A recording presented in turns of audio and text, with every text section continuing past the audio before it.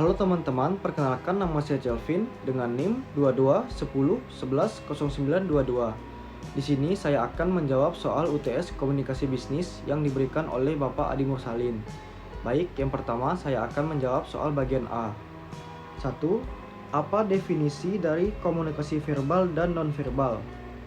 Komunikasi verbal adalah komunikasi dalam bentuk lisan ataupun tulisan, sedangkan komunikasi nonverbal adalah komunikasi yang umumnya menggunakan bahasa tubuh, seperti gerakan tangan, raut wajah, dan gelengan kepala.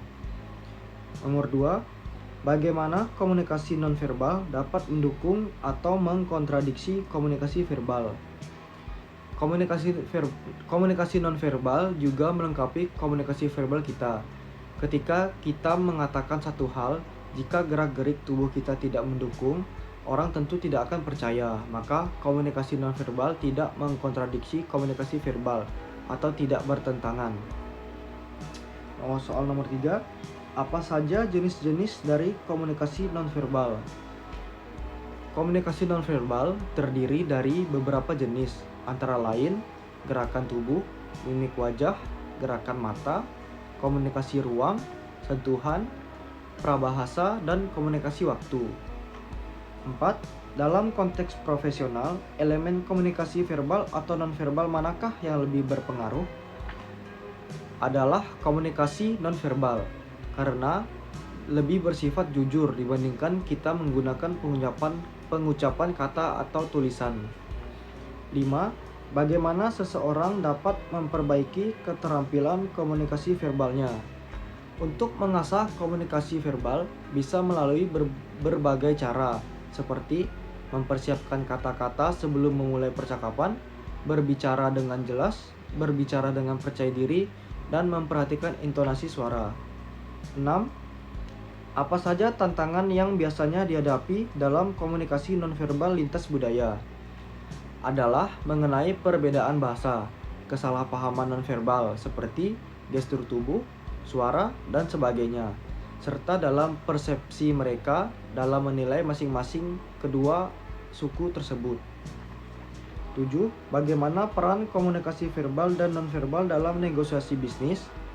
Peran kedua komunikasi tersebut sangatlah penting, karena di dalam berbisnis kita harus percaya diri untuk menyampaikan suatu gagasan kita, sehingga orang lain lebih percaya terhadap apa yang kita sampaikan.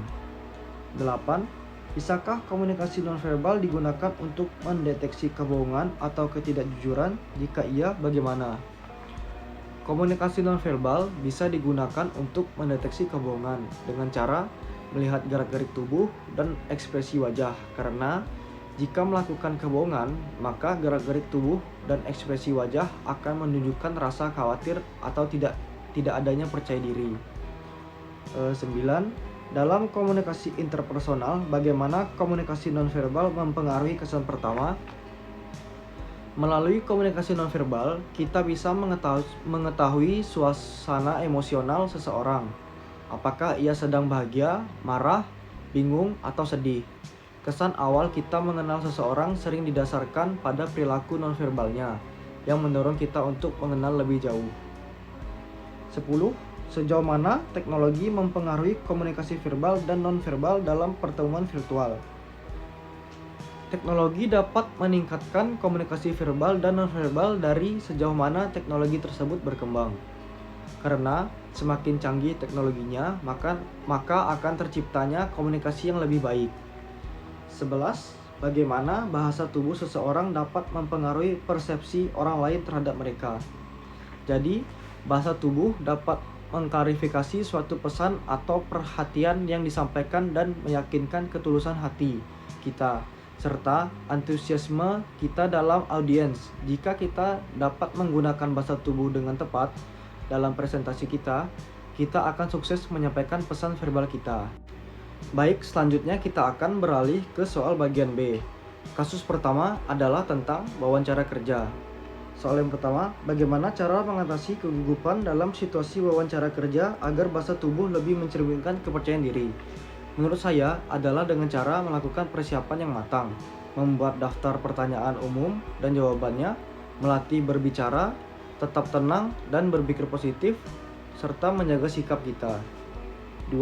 Sejauh mana pengaruh komunikasi nonverbal terhadap keputusan perekrut dalam menilai seorang kandidat?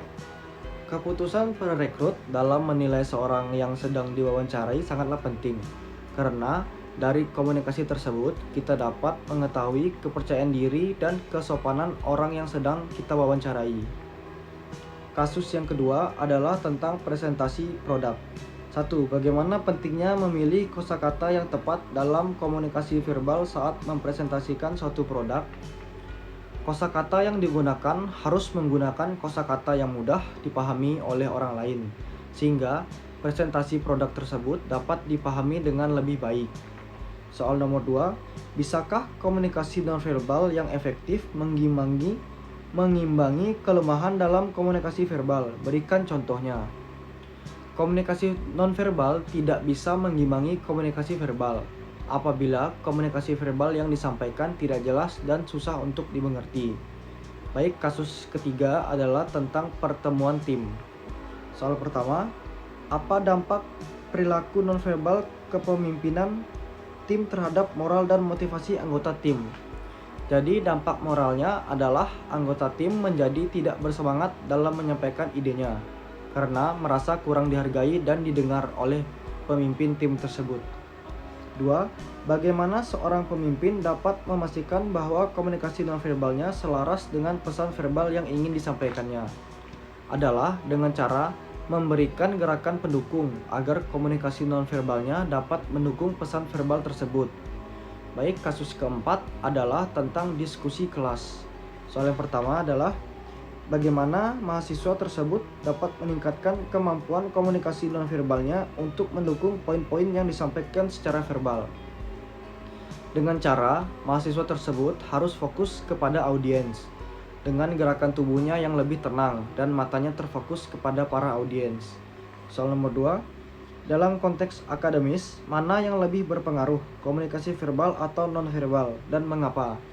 Menurut saya, adalah keduanya sama-sama memiliki pengaruh yang sama karena keduanya saling melengkapi di dalam komunikasi tersebut. Baik, mungkin cukup sekian saja dari saya. Apabila ada salah kata, saya meminta maaf. Terima kasih.